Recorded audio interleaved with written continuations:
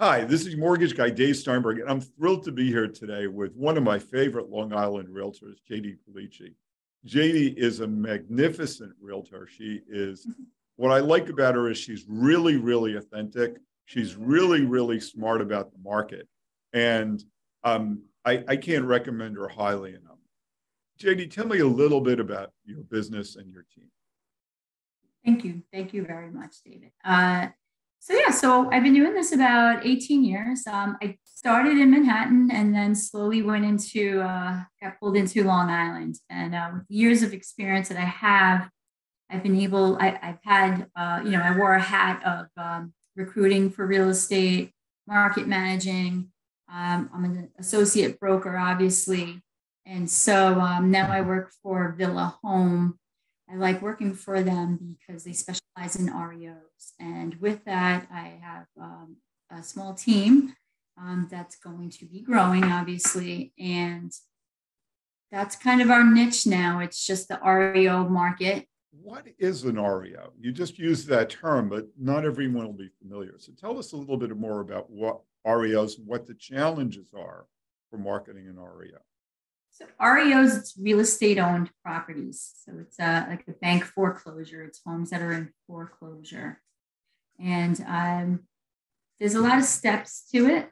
Sometimes it's a matter of you have to evict a squatter. There's you got to do a BPO on it, which is a broker price opinion, basically giving the bank a value of the house and the reasonings why.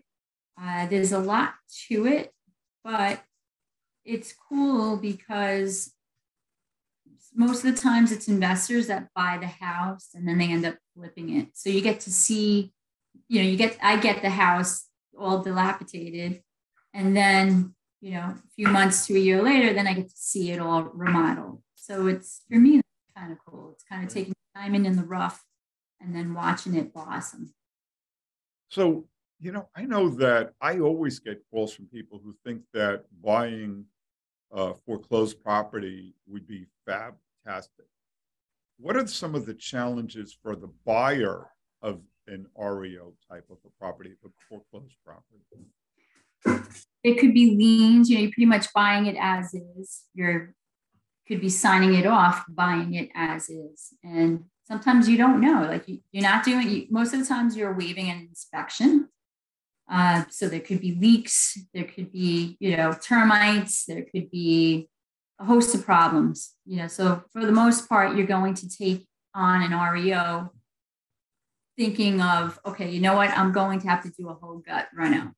That's how you got to look at it. Gut reno was a gut renovation. Gut renovation, yes. So not your typical borrower. Your typical borrower would probably not be the right person to do this. No, I mean, look, there's some first time, you have to start somewhere. So you do have people that are first time, they want to take a house and they want to flip it, especially everybody's watching those shows and see how easy it is on TV. But for the most part, it's cash. Majority of them is cash. And it's, it's a big thing now. Like Long Island is going to see more and more REOs. Now, do you also list regular properties? Or are you working? Yes.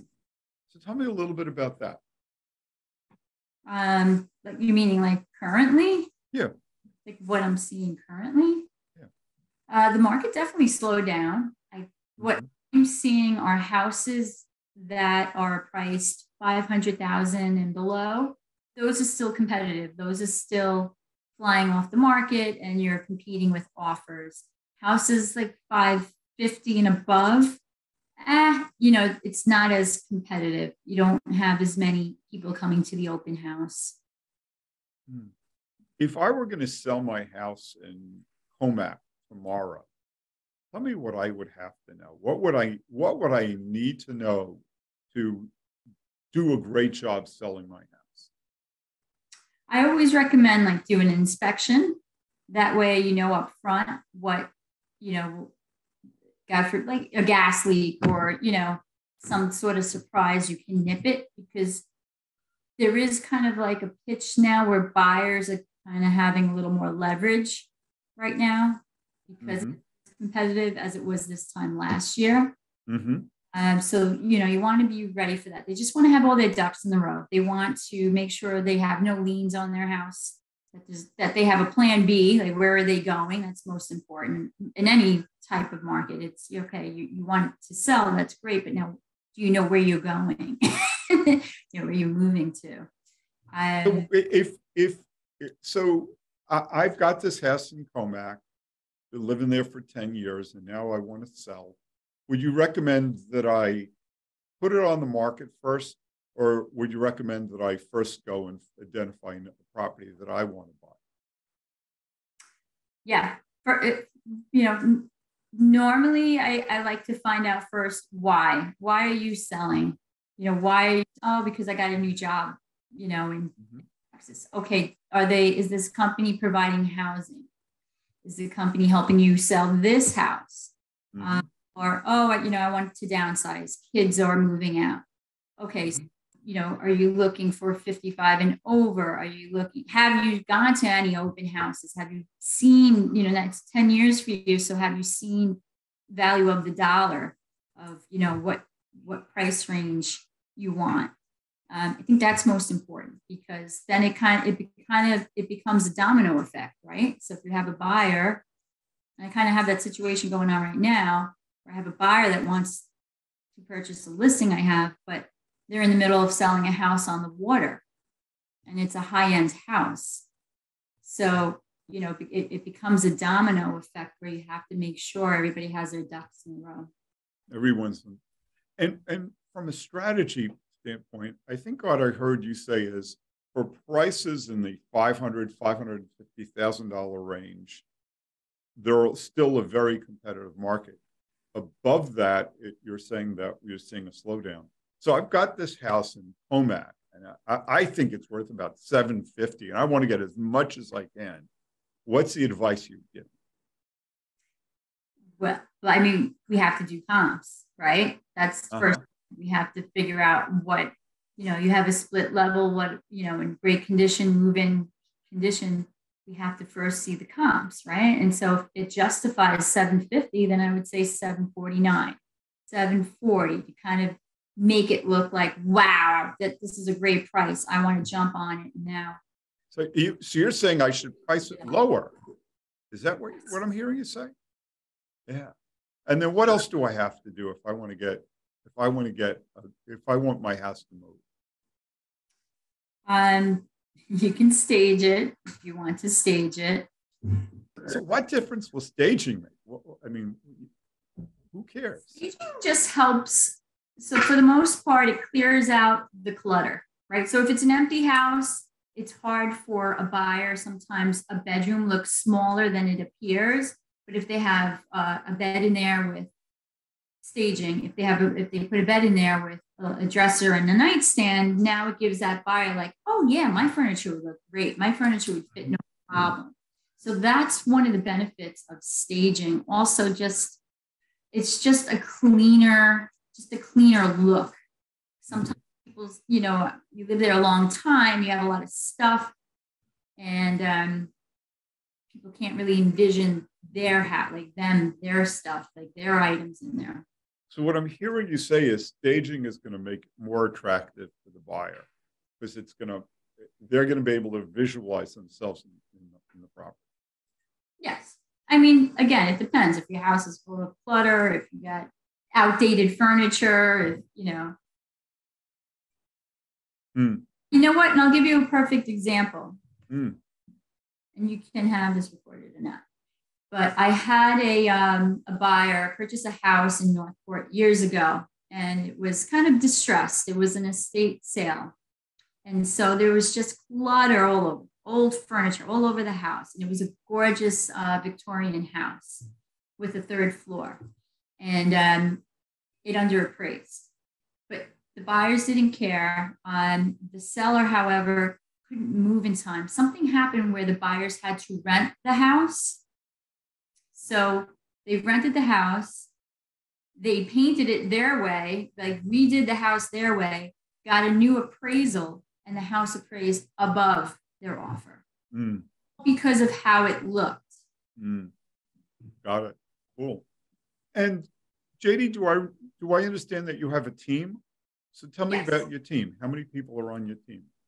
We've had 7 right now. Okay. And And are they all buyer's agents or are they listing agents or what's the makeup?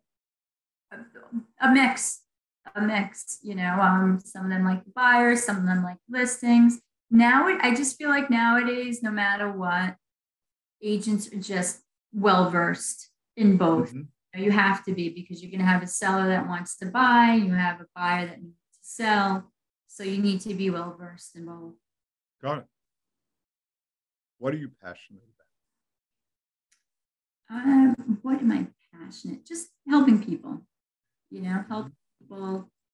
I love real estate because I love homes. I love going into a home, seeing, the current condition. And then I love like connecting a buyer. Like the one thing I have to say I love is if I'm working with a buyer for a while, or even if they're new, and I meet them for the first time at the house and I find out, okay, this is what they want. This is what they're looking for. And then I find the house that I know it's perfect for them. And then I connect it. Like, I love that. I think that's an amazing feeling because, your heart is where your house is. So it's where you're making your memories. It's where you're having your dinners and your parties and celebrations, So to me, it's very sacred, a house. Talking about parties and celebrations, tell us a little bit about your family. My family's pretty cool,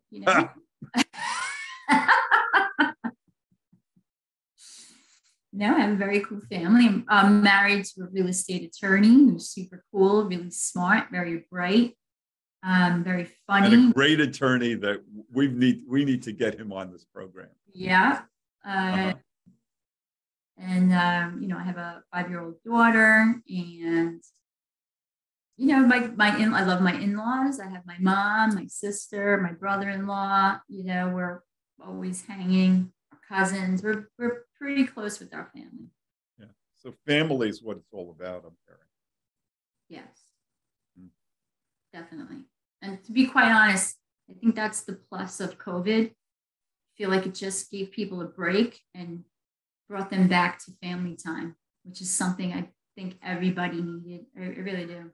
I know I needed it and I got it. I was very happy. And you're blessed because I know your husband, he's a great guy. I've seen pictures of you and the two of you with your daughter. And, you're just blessed to have, and you said your mom and your family. Yeah. Okay. So that's it for this one. So this has been a session with JD Pulice. She is a fabulous realtor focused on Long Island. If you're looking to list your home on Long Island, or if you need if you want to buy, and she's really a powerful woman who will help you get it done. And I can't recommend her highly enough. Okay, so let's break that. We've got enough time for another segment. Tell me a story, JD. Tell me some stories. Tell me about a seller you've helped. Tell me about a buyer you've helped. Tell us some stories. I'm not going to tell you about a seller I helped, but I will tell you about a story.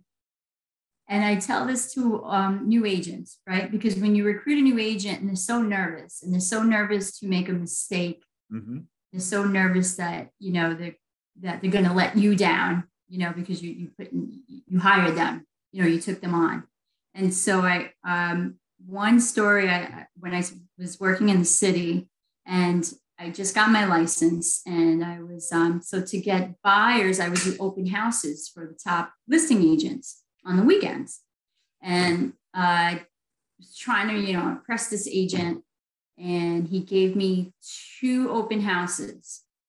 And the units, it was both were condos in Manhattan. And let's say the one condo was 28A, and then the other condo was 82B. No, not even, but like 27B or something, right? So I do one open house, it's fine. I have to go get keys for this other open house, and I have to rush in and set up.